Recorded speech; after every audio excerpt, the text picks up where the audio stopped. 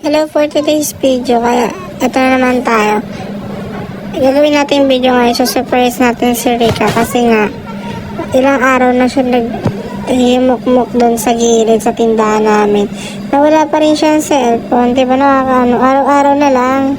Lagi na lang ganun. Kaya ngayon, napag-isipan namin mag-asawa na i-surprise na lang siya at bilang siya ng cellphone para tigilan niya pag-iinarte niya kasi yung cellphone niya, ito papakita ko. Yan. Diba? LCD ba eh. Kaya na siyang ganang gamitin. Tapos di niya namin sa matouch. Kaya napag-isipan niya namin talaga na bilan na siya ng bagong cellphone. Kaya ngayon, pupuntahan namin yung cellphone na bibili namin doon sa tao. Kasi nga, para may cellphone na siyang bago, diba? Para maging masaya ang mga babies ko. Para ganahan sila magtrabaho sa tindahan. Kaya ngayon, naligo na ako. Pagkatapos eto, diba? Nakakaawa siya. Kaya eto, papakita ko sa inyo. Mag-makeup na ako ngayon. Yan yun guys, mag-ayos na ako. Pagkatapos nilagyan ko na ng pandikit yung pilik mata para makapag-ready na ako. Makapag-ayos na, makapag-makeup. Ayan, nagkikilay na para makapag-perfect ng ating mukha. Yan, pinapalitadahan na, diba? Excited pa sa magkakaroon ng cellphone, diba? Pilik mata kasi bakla. Kabog, diba? Ready na yan. Nag-aayos na, patapos na. Yes, ayun na, mag-display na akis para pagkatingin namin, go na, mag-short na din ako. Kasi ano lang ako dyan eh, towel. At nakadamit lang ako ngayon sa pang taas. Ayun, nagsusuklay, pagkatagandaan si bakala, alam mo naman, kailangan pag lumalabas, kailangan maganda. Diba mga baby? O diba, di pa rin kuda, wala ng kuda, hanggang din natapos, ayun na. Suklay pa din, panay boka. Diba? Ayan, picture pa yan. Di pa tapos talaga yan. Diba makakontento? Diba ganda-gandahan? Yun yung si bakla. Yan ang bakla, diba? Ayan, palabas na tayo. Natapos nakaka-makeup. Ayan. Makita niyo yung bahay ko, di pa maganda kasi kaka-umpisa pa nga lang. Ilang days pa lang din kami ng upahan para makapagbukod. Ayan. Ayan yung daanan namin parang squatter talaga. Ayan. At ang daming bagets dyan. Dito yan sa Vizcara. Sa barangay 160. Makikita mo yan. Yan. Diba? Ang daming bata. Hindi talaga papakita sa mga bagets. O, tumatakbo pa. Kapatid ko yung maliit. Kaya don't you worry. Diba? Ang daming bagets. Sobrang saya dito sa Vizcara. Kala may fiesta. Ayan, malapit na, palabas na kami. Ayan, makita mo din yung tindahan ko. Diyan nagtitinda si Rica. Siya yung nagluluto, yung malapit sa kalan. Alam mo naman, diba binitaw? Tamad-tabaran kasi hindi niya pa alam na kunin niya yung cellphone yung bago yung phone. Yan, diba? Yung kapatid kong isa, maldita. Ayan, nakasakay na kami sa pedicab ng asawa ko. Ayan, sumama yung mga dalawang chikiting. Yan, diba? Dire-diretso lang yun, B. Hanggang pag makita nyo dyan. Mamimili na rin pala kami ng mga paninda kasi wala na kaming paninda. Kaya dire-diretso na bili pagkatapos pag-meet up ng cellphone. Ayan, papalabas pa lang kami pa kanto. Wala ni kuya, sa lubong pa, wala naman sakay. Charot. Diba? Ayan, dire-diretso na. Makita nyo yung palengke namin dyan. Ganyan-ganyan lang yan, pero sobra, diba? Diba ganda-gandahan? Yan, ayun makita mo sa lugar namin. Paglabas mo, palengke na, saan ka pa? Hindi ka mahirapan bumili ng mga paninda sa pagkain dyan. Yan, dire-diretso lang. Hintayin ko pa yan. Traffic kasi dito pa lagi sa...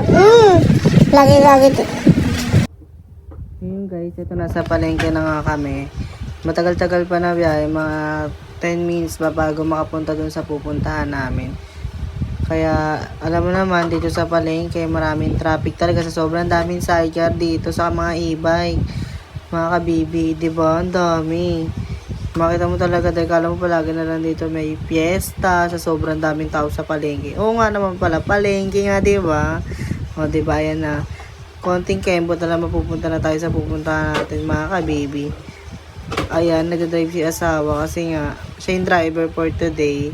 Tapos ay yung mga bebe namin, mga dalawang, pamangkin ko sa yung kapatid ko. Yan, nagpapakit pa ang isa, di ba? Ang cute ng mga bagets. Eto na. Stock up na naman kami. Pas, eto, malapit na kami sa bilihan. Ayan na. Ayan, dito yung makita mo yung mga bilihan ng mga squid ball, chicken, hotdog. Ayan. Pagkatapos, ayan. Nakuha na pala namin yung cellphone. Hindi na namin napakita sa video. Kaya, ayan. Tinitingnan ko na. Chinik ko na rin. Kaganina. Ayan, di ba? Sobrang ganda niya, work it yung pagod namin. Kaya ito, malapit na kami. Pauwi na rin kami, pupunta na kami sa bahay para mabigay na yung cellphone kay Rika. Para syempre, alam mo naman yung babaeng yun, nag-i-inarte na naman. Ayan na, nasa palengke na kami. Konting kembot na naman, nandiyan na naman kami. Kaya wait lang, mga kabibi. Tingnan natin kung pag inabot natin yung cellphone, ano yung expected na makikita natin sa face niya. Ayan, di ba? Stock up na naman kasi nga traffic. Ayan, konting kembot na lang. Malapit na kami sa pupuntahan namin bahay.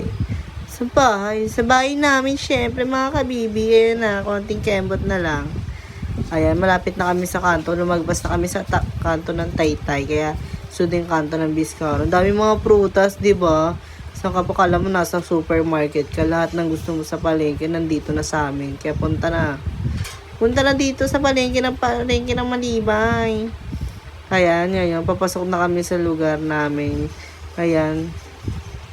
Ipapark na ni asawa para, yan, tumulong muna pala ako kasi di ko na ano yung pagbaba. Kasi ang daming bumibili. Kaya tutulungan ko muna si Rika bago ko iabot yung cellphone. Kasi ang daming tao. Kaya, ayan na.